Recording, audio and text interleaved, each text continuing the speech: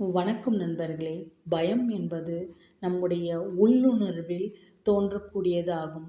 தொடர்ந்து நம் உள்ளுணர்வில் ஆம் அந்த பயத்திற்கு ஒரு உருவம் கொடுத்து வைத்திருப்போம்.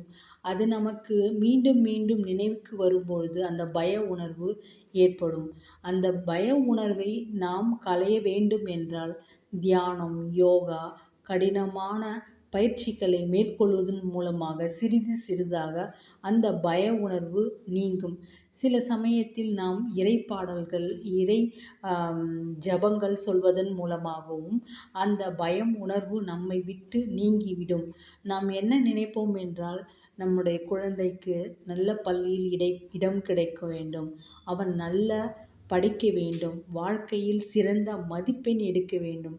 சிறந்த குழந்தையாக சமுதாயத்தில் வாழ வேண்டும் என்று பல சிந்தனைகள் நமக்கு எண்ணங்கள்